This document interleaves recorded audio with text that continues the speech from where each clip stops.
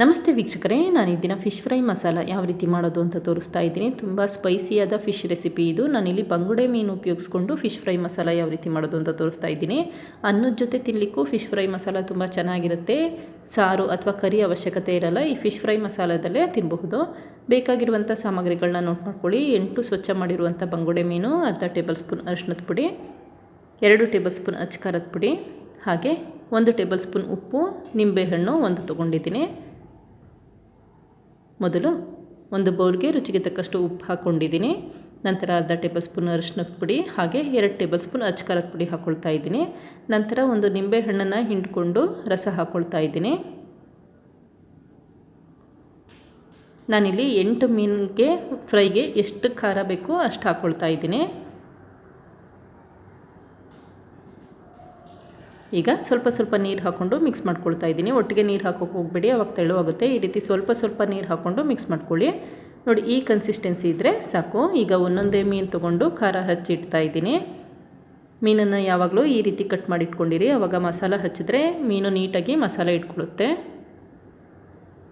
ಇದೇ ರೀತಿ ಎಲ್ಲ ಮೀನುಗಳಿಗೂ ಕೂಡ ಮಸಾಲೆ ಹಚ್ಚಿಡ್ತಾ ಇದ್ದೀನಿ.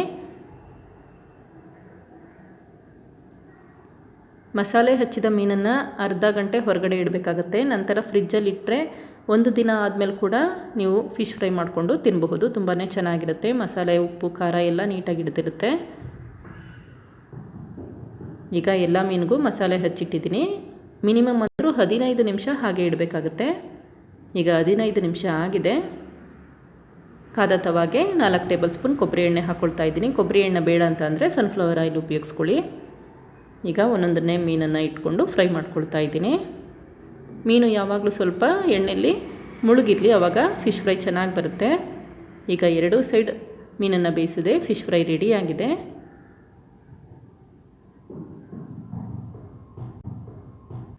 ಈಗ 3 ಫಿಶ್ ಫ್ರೈಗೆ ಮಸಾಲ ಮಾಡಲಿಕ್ಕೆ ಬೇಕಾಗಿರುವಂಥ ಸಾಮಗ್ರಿಗಳನ್ನ ನೋಟ್ ಮಾಡ್ಕೊಳ್ಳಿ. 3 ಟೊಮ್ಯಾಟೊ, 3 ಈರುಳ್ಳಿ, 2 ಟೇಬಲ್ ಸ್ಪೂನ್ ಶುಂಠಿ ಬೆಳ್ಳುಳ್ಳಿ ಪೇಸ್ಟ್, 3 ಹಸಿರು ಮೆಣಸಿನ್ಕಾಯಿ, 3 ಗರಿಯಷ್ಟು ಕರಿಬೇವಿನ ಸೊಪ್ಪು, 1 ಟೇಬಲ್ ಸ್ಪೂನ್ ಜೀರಿಗೆ, 2 ಟೇಬಲ್ ಸ್ಪೂನ್ ಅಚ್ಚ ಖಾರದ ಪುಡಿ, 1 ಟೇಬಲ್ ಸ್ಪೂನ್ ಅರಿಶಿಣದ ಪುಡಿ ಹಾಗೆ 4 ಟೇಬಲ್ ಸ್ಪೂನ್ ತೆಂಗಿನೆಣ್ಣೆ. ಈಗ ಮಾಡೋ ವಿಧಾನ ನೋಡೋಣ.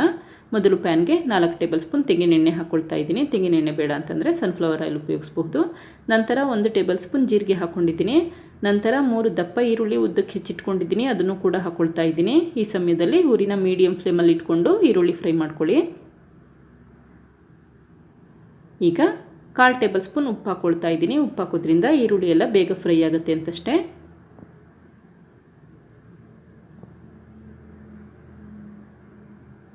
ಈರುಳ್ಳಿ ಬಣ್ಣ ಸ್ವಲ್ಪ ಬದಲಾದ ತಕ್ಷಣವೇ ಶುಂಠಿ ಬೆಳ್ಳುಳ್ಳಿ ಪೇಸ್ಟ್ ಹಾಕ್ಕೊಳ್ತಾ ಇದ್ದೀನಿ. 2 ಟೇಬಲ್ ಸ್ಪೂನಷ್ಟು ಶುಂಠಿ ಬೆಳ್ಳುಳ್ಳಿ ಪೇಸ್ಟ್ ಹಾಕ್ಕೊಳ್ತಾ ಇದ್ದೀನಿ. ಶುಂಠಿ ಬೆಳ್ಳುಳ್ಳಿ ಪೇಸ್ಟ್ದು ಹಸಿ ಸ್ಮೆಲ್ ಹೋಗಬೇಕು, ಅಲ್ಲಿವರೆಗೂ ಫ್ರೈ ಮಾಡ್ಕೊಳ್ಳಿ. ಯಾವಾಗ ಈರುಳ್ಳಿ ಬಣ್ಣ ಗೋಲ್ಡನ್ ಬ್ರೌನ್ ಕಲರ್ ಬರುತ್ತೆ ಆ ಸಮಯದಲ್ಲಿ 1 ಟೇಬಲ್ ಸ್ಪೂನ್ ಅರಿಶಿಣದ ಪುಡಿ ಹಾಕ್ಕೊಳ್ತಾ ಇದ್ದೀನಿ. ಈಗ ಇದನ್ನು ಮಿಕ್ಸ್ ಮಾಡ್ಕೊಳ್ಳೋಣ. ನಂತರ 2 ಟೇಬಲ್ ಸ್ಪೂನಷ್ಟು ಅಚ್ಚ ಖಾರದ ಪುಡಿ ಹಾಕ್ಕೊಳ್ತಾ ಇದ್ದೀನಿ. ಖಾರ ಜಾಸ್ತಿ ಬೇಕು ಅಂದರೆ ಅಚ್ಚ ಖಾರದ ಪುಡಿ ಪ್ರಮಾಣ ಕೂಡ ಜಾಸ್ತಿ ಮಾಡ್ಕೊಳ್ಳಿ. ಈಗ 3 ದಪ್ಪ ಟೊಮ್ಯಾಟೋನ ಉದ್ದಕ್ಕೆ ಹೆಚ್ಚಿಟ್ಕೊಂಡಿದ್ದೀನಿ, ಅದನ್ನು ಕೂಡ ಹಾಕ್ಕೊಳ್ತಾ ಇದ್ದೀನಿ. ಟೊಮ್ಯಾಟೋನ ಸಣ್ಣ ಕೂಡ ಹೆಚ್ಚಾಕೋಬಹುದು. ಇದೇ ಸಮಯದಲ್ಲಿ ರುಚಿಗೆ ತಕ್ಕಷ್ಟು ಉಪ್ಪು ಹಾಕಿ ಮಿಕ್ಸ್ ಮಾಡ್ಕೊಳ್ತಾ ಇದ್ದೀನಿ. ಟೊಮ್ಯಾಟೊ ಎಲ್ಲ ಚೆನ್ನಾಗಿ ಸ್ಮ್ಯಾಶ್ ಆಗಲಿ, ಅಲ್ಲಿವರೆಗೂ ಫ್ರೈ ಮಾಡ್ಕೊಳ್ಳಿ. ನೋಡಿ, ಈ ರೀತಿ ಆದಾಗ 1 ಟೇಬಲ್ ಸ್ಪೂನಷ್ಟು ಹುಣಸೆ ಹಣ್ಣಿನ ರಸ ಹಾಕ್ಕೊಳ್ತಾ ಇದ್ದೀನಿ. ಇದನ್ನು 1 ನಿಮಿಷ ಬೇಯಲಿಕ್ಕೆ ಇಟ್ಟಿದ್ದೀನಿ. ಈಗ 1 ನಿಮಿಷ ಆಗಿದೆ. ಈ ಸಮಯದಲ್ಲಿ ಫ್ರೈ ಮಾಡಿರುವಂಥ ಬಂಗಡೆ ಮೀನನ್ನು ಮಧ್ಯಭಾಗಕ್ಕೆ ಇಟ್ಟು ಮಾಡಿಟ್ಟಿರುವಂಥ ಮಸಾಲೆಯಿಂದ ಮೇಲ್ಗಡೆ ಕವರ್ ಮಾಡ್ತಾ ಇದ್ದೀನಿ. ಈ ರೀತಿ ಮಾಡೋದ್ರಿಂದ ಫಿಶ್ ಎಲ್ಲ ಚೆನ್ನಾಗಿ ಮಸಾಲ ಹಿಡಿಯುತ್ತೆ ಅಂತಷ್ಟೇ. ಈಗ ಊರಿನ ಲೋ ಫ್ಲೇಮಲ್ಲಿ ಇಟ್ಕೊಂಡಿದ್ದೀನಿ. ಕೊನೆಯದಾಗಿ 3 ಗರಿಯಷ್ಟು ಕರಿಬೇವಿನ ಸೊಪ್ಪು ಹಾಕ್ಕೊಂಡಿದ್ದೀನಿ. ನಂತರ 3 ಹಸಿರು ಮೆಣಸಿನ್ಕಾಯಿನ ಉದ್ದಕ್ಕೆ ಸೀಳಿಟ್ಕೊಂಡಿದ್ದೀನಿ, ಅದನ್ನು ಕೂಡ ಇದೇ ಸಮಯದಲ್ಲಿ ಹಾಕೋಬೇಕಾಗತ್ತೆ. ಈಗ ಲಿಡ್ ಕ್ಲೋಸ್ ಮಾಡಿ 2ರಿಂದ 3 ನಿಮಿಷ ಲೋ ಫ್ಲೇಮಲ್ಲಿ ಬೇಯಲಿಕ್ಕೆ ಇಟ್ಟಿದ್ದೀನಿ. ಈಗ ಫಿಶ್ ಫ್ರೈ ಮಸಾಲ ರೆಡಿ ಆಗಿದೆ. ಸರ್ವ್ ಮಾಡ್ಕೋಬಹುದು. ನೋಡಿದ್ರಲ್ಲ ವೀಕ್ಷಕರೇ, ಎಷ್ಟು ಸುಲಭವಾಗಿ ಮಾಡಬಹುದು ಅಂತ ಗೊತ್ತಾಯ್ತಲ್ವಾ? ನೀವು ಕೂಡ ಪ್ರಯತ್ನಿಸಿ. Thank you. ಲೈಕ್ ಮಾಡಿ ಮತ್ತು ಸಬ್ಸ್ಕ್ರೈಬ್ ಮಾಡಿ.